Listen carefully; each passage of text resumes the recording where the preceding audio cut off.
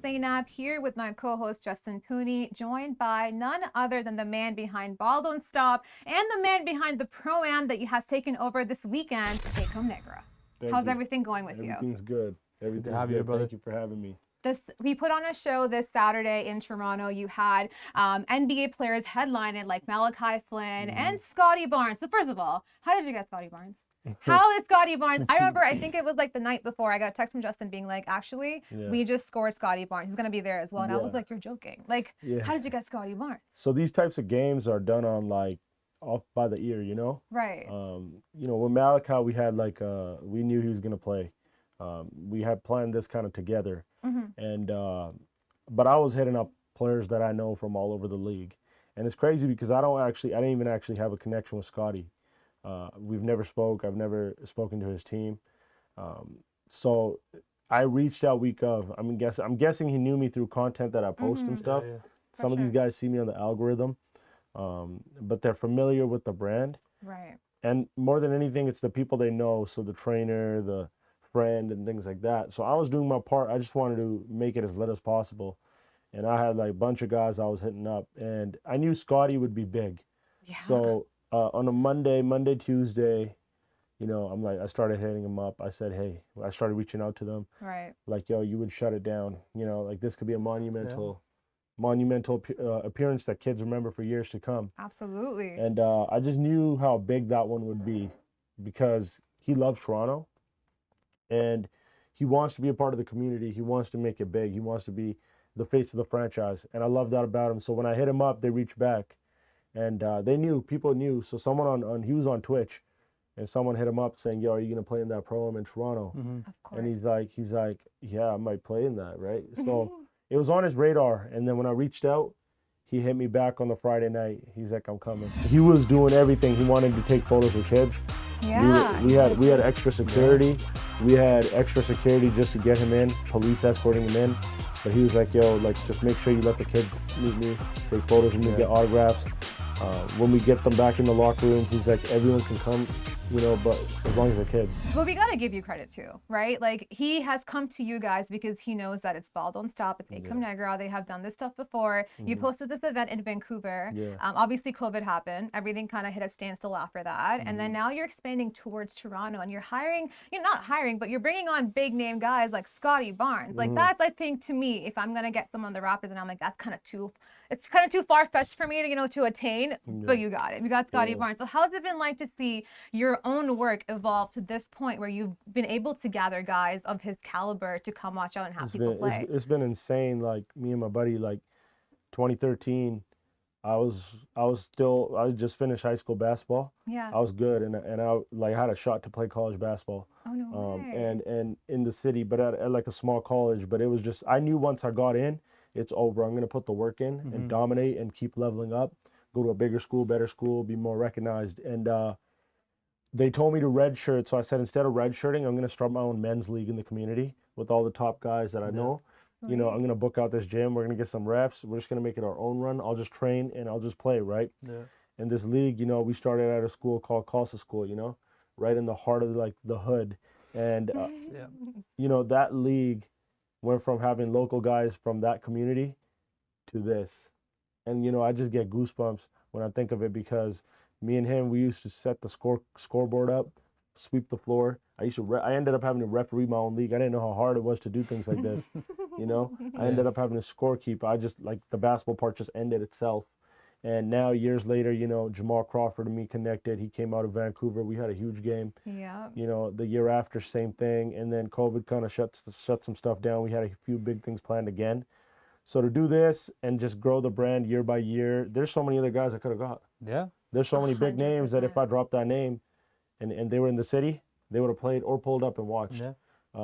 And it was just, I'm just so grateful. You know, it's a blessing. It's literally a blessing. And also, you got Malachi Flynn, right? Yeah. And he has been going off this summer. At the other Pro-Am, he had 73 points. At your game, 54 points. And seeing a guy like that who I would say is a Raptor favorite, like people do want to see him do well, get better. People want to see him get chances from Nick Nurse.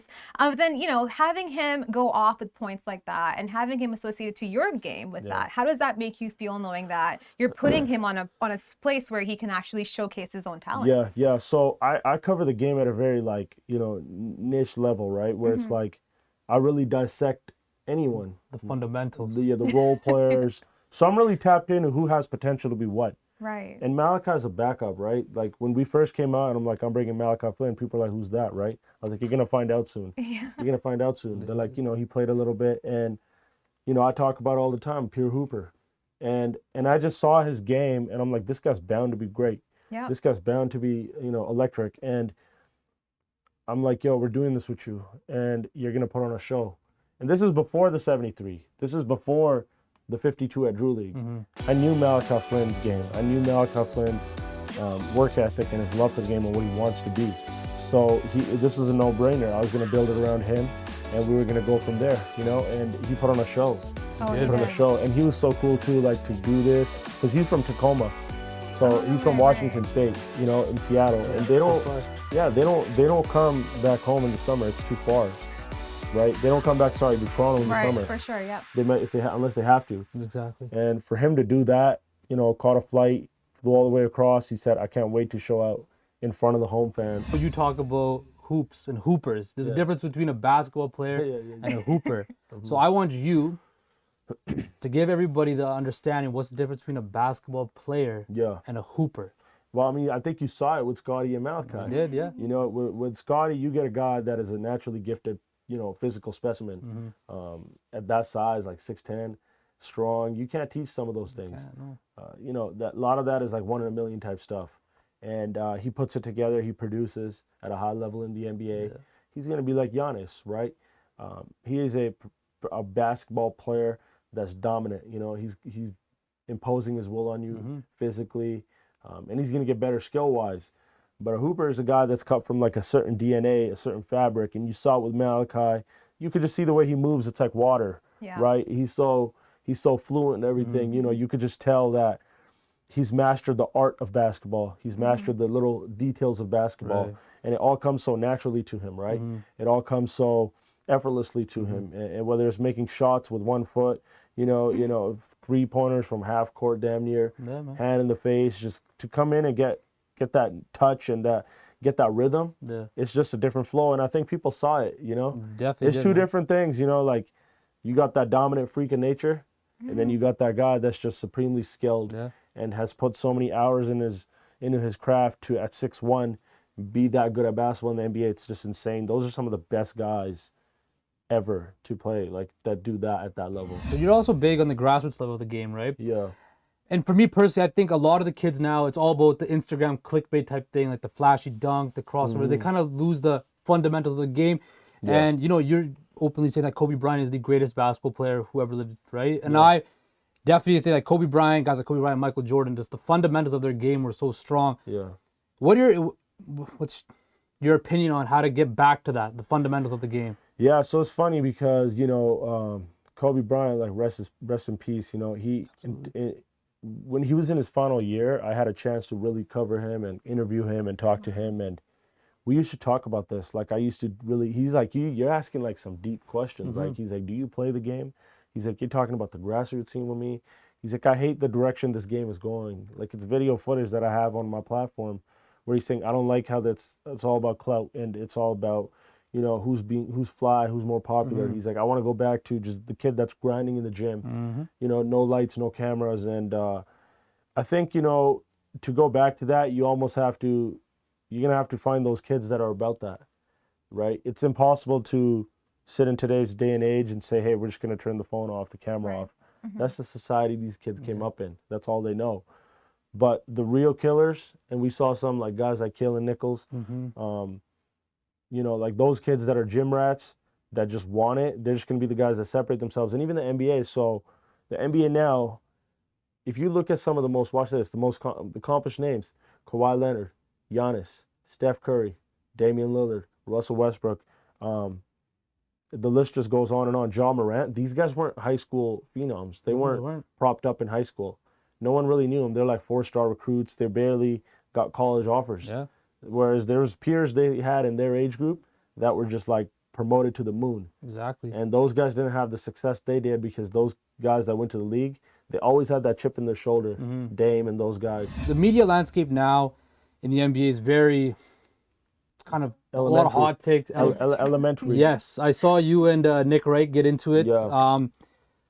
We as media members, what do you think? How can we change the discourse of the NBA and basketball itself? Well, I think the main thing always has to be the game. You know, when you end up turning, I think basketball became a soap opera over these past few years. Whereas in the 90s and 2000s, when the game in my mind was at its most pure form, you actually just focused on the game. All that other stuff was cool. Don't get me wrong. All the trade storylines, all that stuff was fun. But it got to the point where it's overkill now. Exactly. You know, and it's lost its prestige because it's overtook everything. You know, and then you see these media guys like the guy you just named. Like, these guys are really just out there, you know, to get that next. It's like fast food, right? It's like fast food. It's like that next rush, that next day of clickbait, and it ruins the integrity of the game. But I think if you approach it like with respect, you got to understand. You guys saw it firsthand. You know, look how good these guys are. Yeah. Right, at what they do. And you put them against other guys that are like good that aren't on their level, they look like gods. Malachi looked like Steph Curry. Yeah, he did. Sure. Right? So it's always important to respect that, because to become that great at the sport, there's a lot that goes in there. I'm not saying don't be critical. That's a part of the game, right? Yeah. As media, you always have to play it straight down the middle, right? Exactly. You got to call it how it is. But when you start shitting on the game, and you start disrespecting the game, and you know, people, and attacking people's character, that's when it's not even about basketball anymore. We deserve another shot at an NBA franchise, right? Like, we have fan base that we can support it, right? Yeah, we could. Back then, when that Grizzlies team came, Vancouver was going through like an immigrant boom. Exactly. So our parents didn't know what basketball was. You know, when they came here, they didn't know what that was. We're the generation that knows what it is. Exactly. You know, it's impossible in today's day and age with the star power in the league. 42 games a year, every night a star is coming in. Ja Morant, you got LeBron, you got Durant, you got Luka. You know, one night you got Steph, one night you got a Kyrie, one night you got a Dame. You know, I'm just naming 15 games right there that are going to pack out to the roof. 100%. So when you get that, and you get the fact that we have a whole generation that was born after that, that loves basketball, we cheer for the Raptors by default, right? Because it's Canada's team. Yeah. I was by default. Like, it was great when they won the 2019 chip, but that connection's not there for me 100%, on that level. For sure. Yeah. Because we're West Coast. Yeah. Shit, Portland's closer. Yeah, it is. Seattle was closer. It was, yeah, exactly. Seattle was closer. When Seattle lost his team, you know, it was just, but it's going to be tough because I think Seattle's getting it. Hey, but you know, if Seattle gets a team, it'll be like our home team for them. Yeah, it'll be like our home. Watch, you'll see it. When Seattle gets a team, it's going to be all Vancouver. We'll all be there. Vancouver's going to claim Seattle. We'll all be there, exactly. Yeah, man.